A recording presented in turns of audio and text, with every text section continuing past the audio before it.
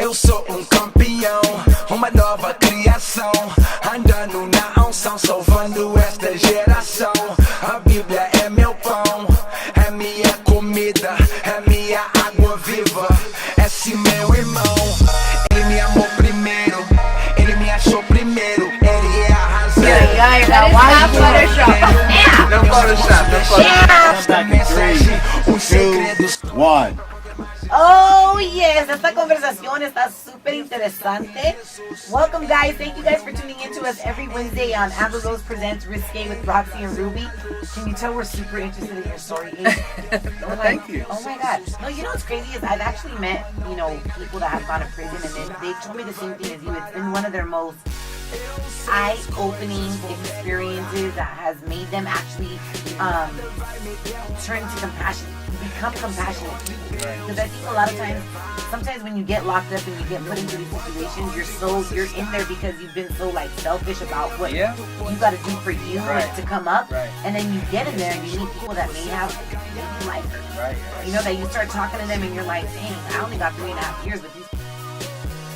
It's just that also here in the States it's different. Like in Mexico they have like a bunch of it's just different. O sea, allá llevan un chorro de prostitutas, like it's just, yeah. What do you mean, to the prison? Yeah. Aquí también. ¿Mujeres? Wait, hold on, what? Then why would they?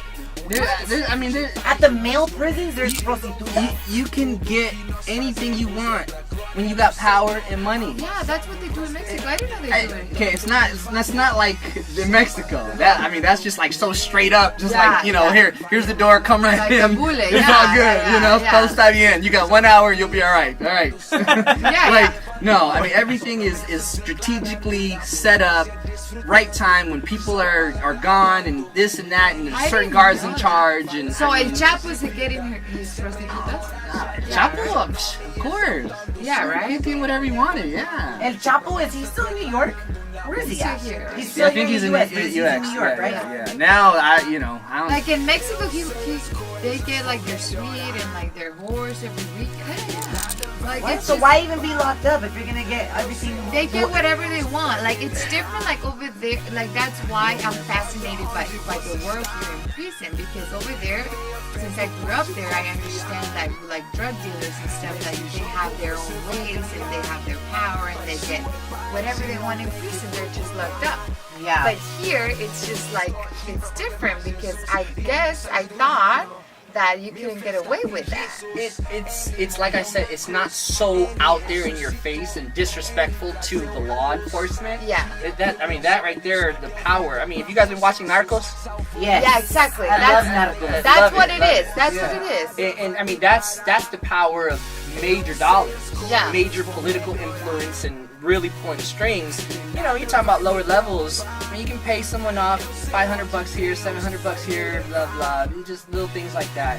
You're able to make some things happen. So let's talk about when you were locked up, how you actually started your mission. One of your missions was of inspiration and motivation among your inmates. And when I was locked up. What did you start doing? Or did you start, you have nothing else to do but to read, right? I guess, for the most part. We didn't have weights. The state of Oklahoma banned all weights because of riots and people getting killed and beat up with it, so they banned all weights. So after I went through my depression, I fasted, I lost all that weight, but while I was fasting, I literally went into like this spiritual awakening. Like, this is for real.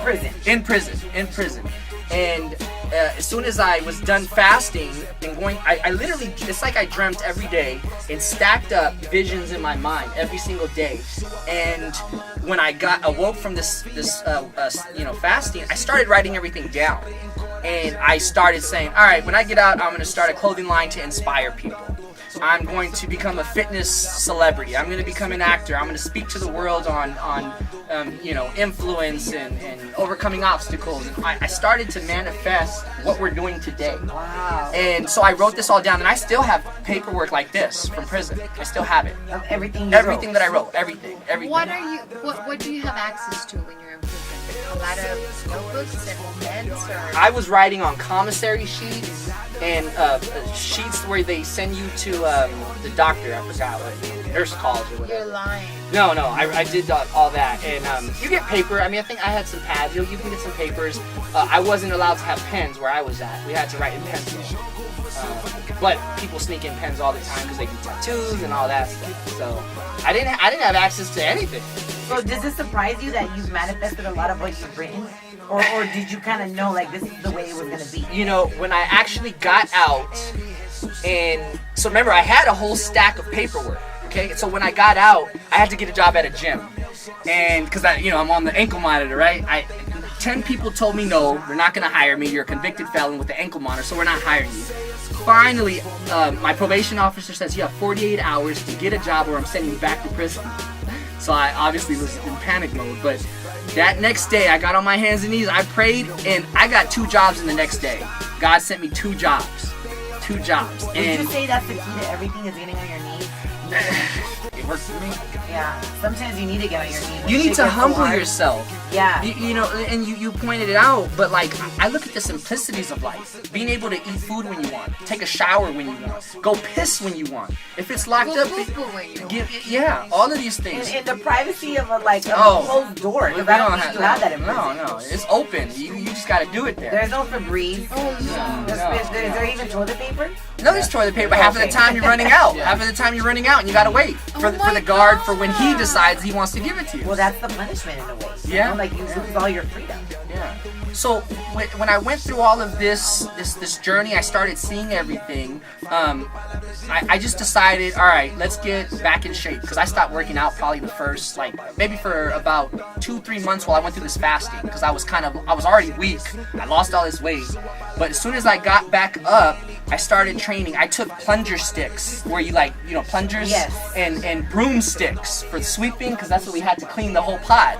I took all of that apart, and I used my DOC shirt, Department of Corrections shirt. They gave me trash bags that I had to bribe and steal and hustle for, and I filled them up with water, and I started creating a workout system. And yeah, and before you knew it, I had bags that ranged from 5 pounds up to 100 pounds. Of water? Of water.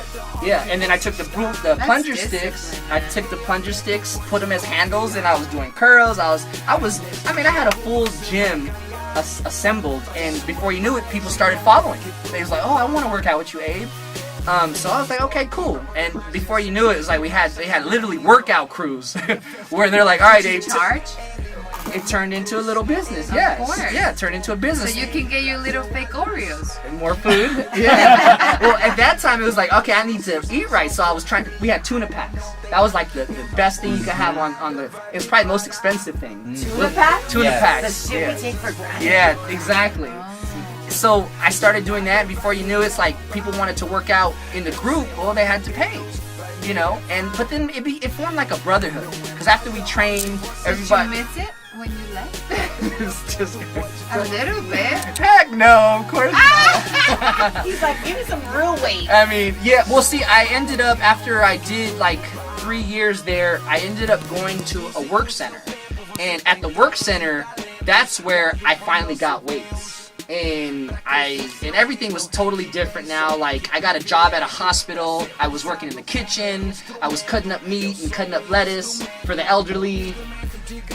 So it was just it was incredible, just the journey and the transitions. But yeah, I started mentoring. After we work out, everybody would shower. We'd make food spreads where you take top ramen noodles and powdered beef and todo que puedes. Just anything you guys have, tíralo. Let's go. Boom. It's in the spread.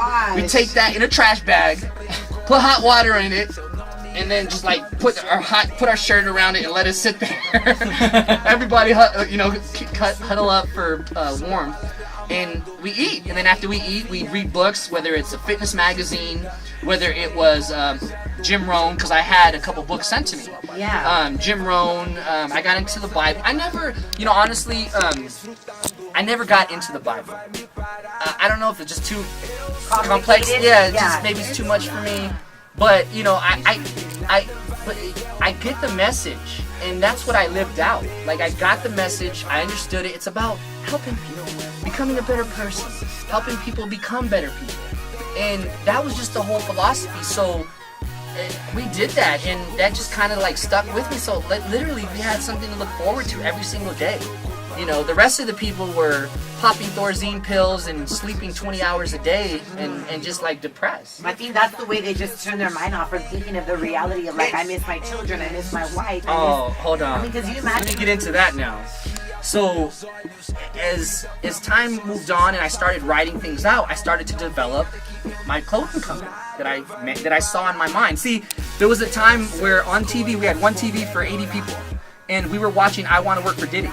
Oh yes, And I remember that show. I mean, I'm literally sitting there watching I Want to Work for Diddy, and now manifesting. All right, I'm gonna start a clothing line. Okay, this is business 101. And I literally just sat there and just felt his energy and his passion, and I feel like it just transferred so into passionate.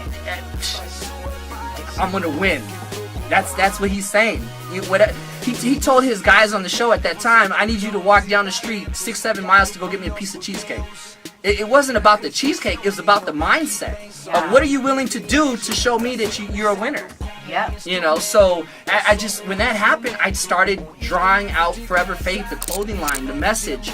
And the reason I called it Forever Faith is because I was sitting there playing spades with everybody, and these guys were getting ready to get out in a few months. And half of them were telling me they were scared to get out. They didn't want to get out. Why? They didn't want to see their kids. They didn't want to see their wife. It's a different world. And you would think the You got opposite, right? You got responsibilities. How you gonna pay bills? How you gonna do these things? What do you tell to all those obviously people that have to make this change in their lives? Is it possible? What does it take to make that It's change? absolutely possible. You just have to truly want to make that change. You know, I was listening to E.T. Eric Thomas, the hip hop preacher, Yes. and he was doing I love him. He was doing an interview, and somebody asked him about this girl says, "Oh, I'm a procrastinator, and what advice would you give me?" and this and that. And he said, "Procrastinator? There's no such thing as procrastination. It's just not a priority for you. I agree. It's that simple." It's kind of like, listen, it's kind of like when somebody says like, oh, you know, I'm busy. Like when you want to make time for somebody, you're not going to say I'm busy. You If know? you're not, So- if you get 5 phone calls from me, and you just keep avoiding it, you just don't want to talk to me. Straight up. You're not busy. You Exactly. don't want to talk to me. Exactly. It's that easy. You turn on the light switch, on and off. Turn it off, on and off. Go to work, do it. Let's go. Yeah. So people, they're in their mind. So to answer your question is, they're in their mind. They're thinking, oh, it's gonna be hard. Oh, no one's gonna give me a chance. Hell yeah, it's gonna be hard. It's gonna be a battle. But when you overcome things, you start seeing a little bit of light, you're gonna feel incredible. Yeah. And that passion and that like energy is just gonna come through, and you're like, oh, let's go. What's next? Yeah. You What know? helped you? Your faith, huh? My faith. The name of the brand was Forever Faith. I claimed it right there in prison. Forever Faith. And that means to forever have faith. Always believe. Once you don't believe, then it's done. Yeah, and I think, well, you know, faith, for me at least, is like really believing in what's not there. Yes. And understanding that, like, God will deliver one day or eventually, you know? Yeah. But I think When it's time. human beings, sometimes we have to see shit to be like, yeah. But it's like, blind faith is really like trusting that the master plan is being controlled, is being handled. You know, and that you're already where you visualize yourself being, but you're not there yet. You know, so that's like where a lot of people get mind fucked when it comes to like religion and spirituality. They're just like, well, you know, why is my daughter sick? Like, and it's just like those little tests and trials that life is giving you to say like, okay, if you are a person of faith, let me see how you withstand this pressure. Right. Let me see how you withstand when I strip everything away from you. Do you still stand, or do you fucking just give up? You know what I mean? So it's like those experiences in life. I think when you go through them, you question them a lot, but then it's kind of like later on you realize the purpose of it. And I know a lot of the shit we say sometimes sounds so cliche, but It's just simple. it's simple. It's just simple, going but- back to basics a lot of times, you know? It is. Are you willing to get up at 4 or 5 in the morning to go to the gym? If that's all you can get in your schedule. If you want it. What if I wake up at 3 to go to work? Okay.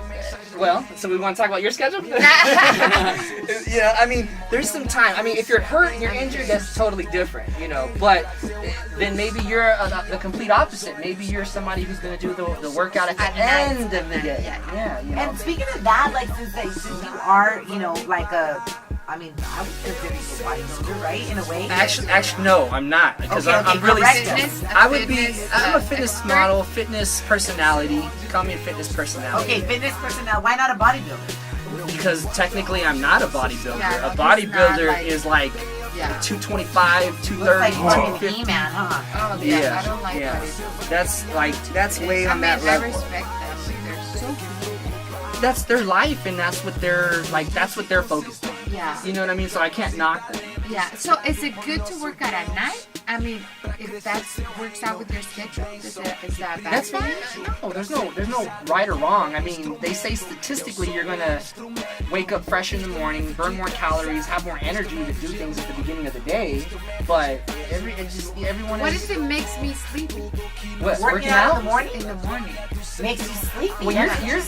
I don't think it makes you sleepy. You're still worn out and tired from. No, you're still asleep. You're Mama, still you're still asleep. It's not that you're sleeping. You're actually working out in your sleep. Yeah. You put your PJs on and you're still there, kind of. You haven't left your house. Is that when you get your workouts in, Abe? Do you work out in the morning or at night? Yes, I try to go super early. I go 5, 6. That's when especially when you're traveling or you got families and stuff like that. Cause I work out early. Wow. Okay. So where can people find the book? Well, the book right now. Well, first, Mindset of a Champion. That's the name of the book.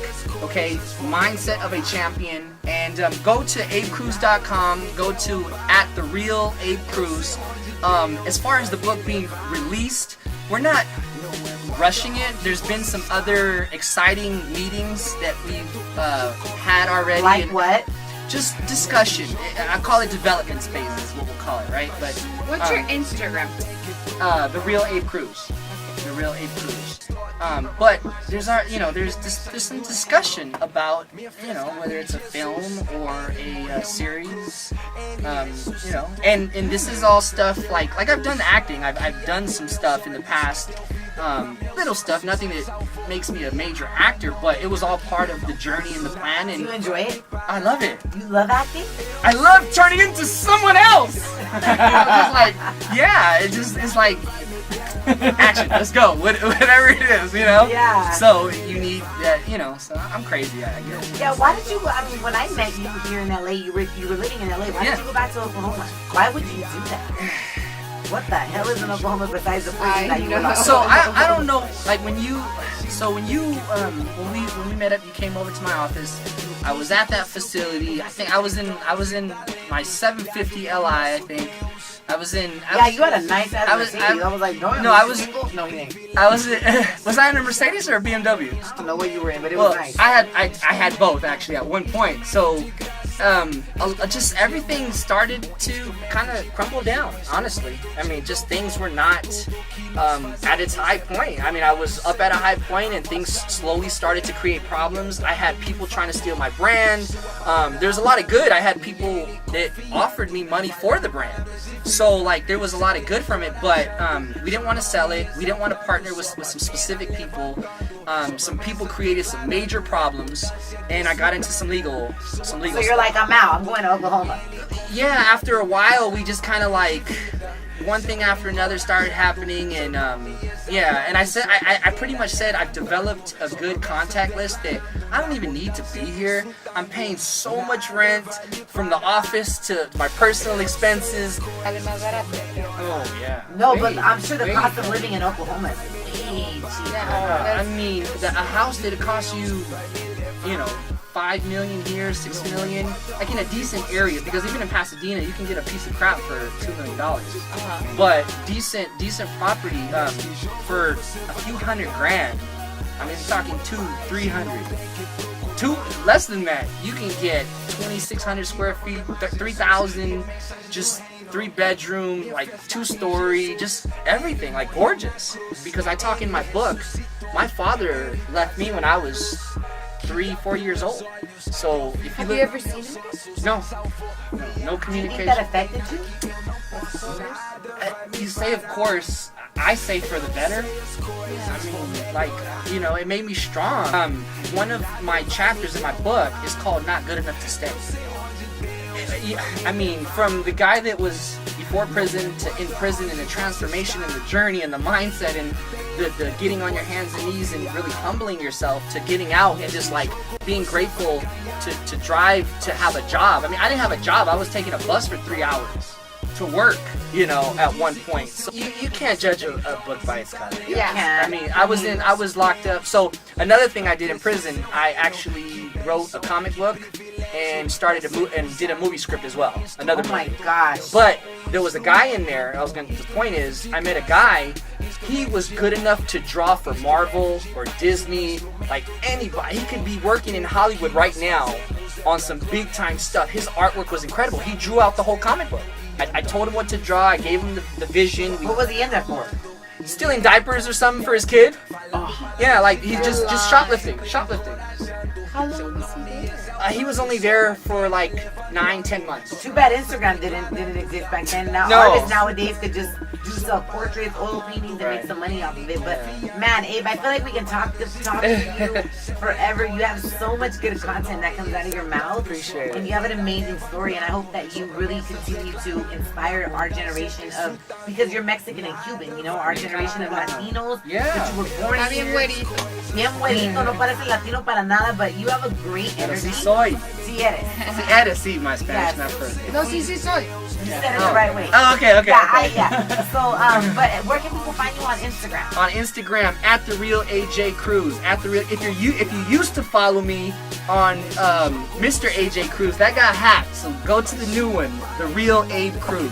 The real Abe Cruz. Make sure you follow him. Yes, sir. We're gonna Yes, tag ma'am. him as well on the @Risque Roqc and Rubi Instagram. Make sure you follow us too.